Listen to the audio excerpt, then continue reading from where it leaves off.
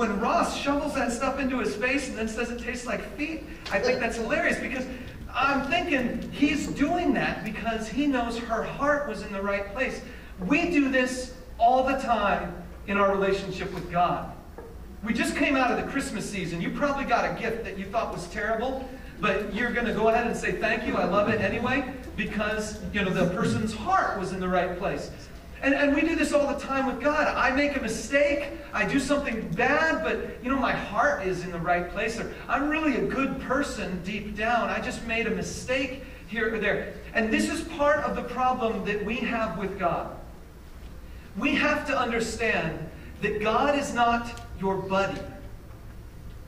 He is not your friend in the sense of someone who is just going to sit there and eat whatever you shovel towards him. He is holy. He is higher than anything else. He's the one who created the atomic nuclei that form the center of the sun that burns with 1,000,000 degrees every second so that our earth can be warmed up to whatever it is today. God's the one who made the stars and the galaxies and the universe do its thing. And we think that what we bring to him is good enough. Everything we give to God tastes like feet. The Bible says our righteousness is like filthy rags. So God says to these people, I'll make a deal with you. I'll set up camp and live with you. But I want you to make it special. I want you to only use one kind of incense. I want you to just have special times in the day when you do this stuff and have special kinds of fire, because I'm going to live with you and I want you to recognize that I'm special. See what God himself says if you read verse 3 now. Moses says to Aaron, this is what the Lord spoke of when he said, among those who approach me, I will show myself holy. In the sight of all the people, I will be honored. And Aaron remained silent. God says, listen, it's not good enough for you to come to me doing your own little thing and saying, oh, well, my heart is right. Because among those who approach me, I will be holy. Here, if you look at the original language, there are some big words here, so I'm going to show them to you. This is the big word for holy. God says, among those close to me, the most literal translation of this verse is this, among those close to me, not just those who want to come near me, but those who are close to me, among those close to me, I will be sanctified. And this is very weird, okay? Because sanctified is a word that means to make something holy, to create something and make it set apart for only one special purpose. So, for example, the incense. The incense isn't holy by itself, but the act of selecting that particular recipe to only be used for a particular purpose makes it holy. It is now holy. It wasn't before. It was just a mixture of stuff. But now that we have chosen to make it special, we have sanctified it.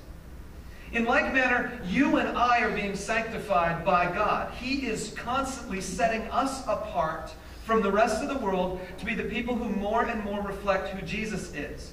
We are being sanctified. But here this is talking about God. He is being made holy. Why would he use such a phrase as that? It's because we don't see him as holy as he actually is. And so among those who want to be near him, he has to get holier and holier and holier. That means farther and farther and farther away. You don't know how far away you are from something until you get close to it and then look back.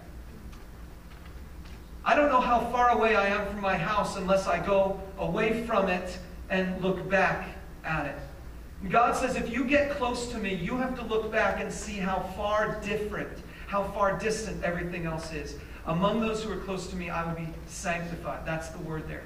And then the second phrase is actually this. Among all the people, I will be glorified. And the word glorified is a word that means heavy or weighty. Think about it this way. If I had a sack of gold and another sack of gold, how would you know which one was worth more? You would weigh them. And the one that was heavier was worth more, had more value to it. And so in the ancient world, heavy meant valuable. And so this word glory basically means, and among all the people, I will be made more and more weighty. I will be getting bigger and bigger and more significant. And that's what that word glory really means. So this is what it boils down to for you and for me. God has to be in our minds and in the way we live. He has to be demonstrated to be way out there. Far different from everything else in the universe. And more important than everything else in the universe. You see that? Two things? Way out there and far more important. And so our piddly excuse that our hearts are right or that we had good intentions really doesn't fly.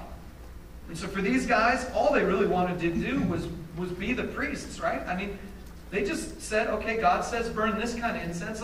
Let's burn some other incense, and let's create a worship service right here with our special little incense burning thing. And God says, no can do, gone. That's quite a threat. Scary situation. You know, and I think back to that whole Friends clip. It was Thanksgiving dinner, right? She's making a dessert for her friends. She makes a mistake. Would she have made that same mistake if her boss were coming over for dinner? I'm kind of thinking if her boss were coming over for dinner, she probably would have checked the page numbers or the pictures or something. Maybe just paid a little more attention to it. If the CEO of her company were coming over, she probably would have made the dish the day before to make sure it tasted right. If the President of the United States were coming over, she probably would have hired a professional caterer to do the job for her. And God says, I want my professionals, these priests, to do the right thing all the time only.